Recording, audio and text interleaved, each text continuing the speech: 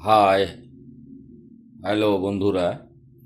একটি বিষয়ে আমি তোমাদের সঙ্গে আলোচনা করব। বিষয়টি হচ্ছে ঋণ পরিশোধ। আমি এভাবে বোঝাতে চাচ্ছি,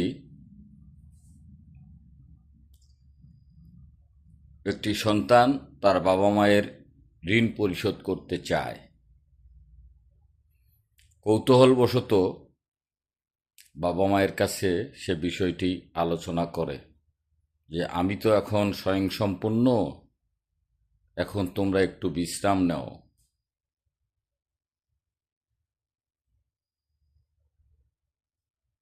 বিষয়টি শুনে মা একদিন হঠাৎ করে বলে,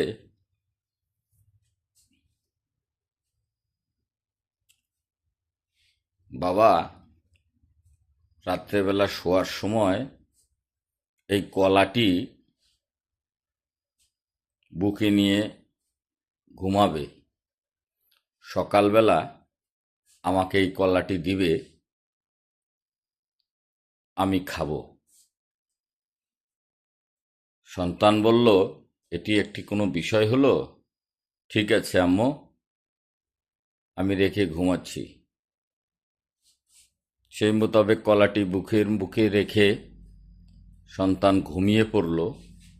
সকালবেলা ঘুম থেকে উঠে মা সন্তানকে ডেকে জিজ্ঞেস করলো, বাবা আমার কলাটি কোথায়?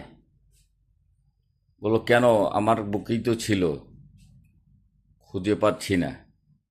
খুঁজে দেখে কলা তো থেতলে হয়ে গেছে। মা বলল, বাবারে, তোকে জন্ম দেওয়ার পর থেকেই এই হাত থেকে এ হাতের মধ্যে রেখে তোকে ঘুম পাড়িয়েছি, যাতে তুই আঘাত না পাস। রাতে প্রসাব করেছিস, তোর বিছানা পাল্টিয়ে দিয়েছি, যাতে তোর ঠান্ডা না লাগে। একইভাবে পিতাকে প্রশ্ন করা হলে পিতা বলে, বাবারে, তোদের ভবিষ্যতের জন্য কঠোর পরিশ্রম করে রাত দিন একাকার করে আমি সম্পদ করে গিয়েছি তোদের ভবিষ্যতের জন্য। কখনো নিজের জন্য চিন্তা করিনি যে আমার সন্তানেরা ভবিষ্যতে মানুষের মতো মানুষ হবে। দুবেলা দুমুঠো খেয়ে না খেয়ে সম্পদ করেছি তোদের মানুষের মতো মানুষ করব ভেবে। আজ সামান্য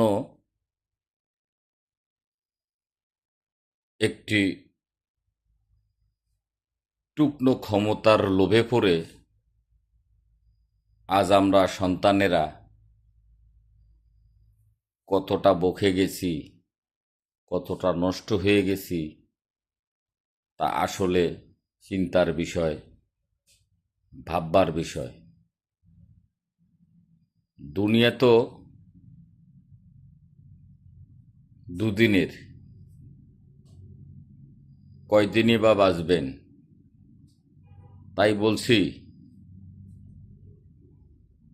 বাবা মাকে কষ্ট দিয়েন না,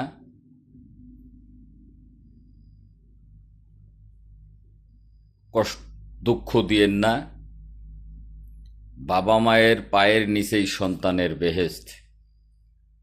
আজকে আপনার বাবা মার সঙ্গে ভালো ব্যবহার করবেন, সম্মান করবেন, আপনার সন্তানাদিরাও তা অনুকরণ করে চলবে। এটাই বাস্তবতা।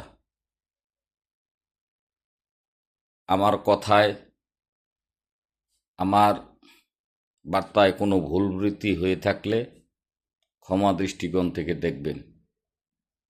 আসসালামু আলাইকুম ওয়া রাহমাতুল্লাহি ওয়া বারাকাতুহু।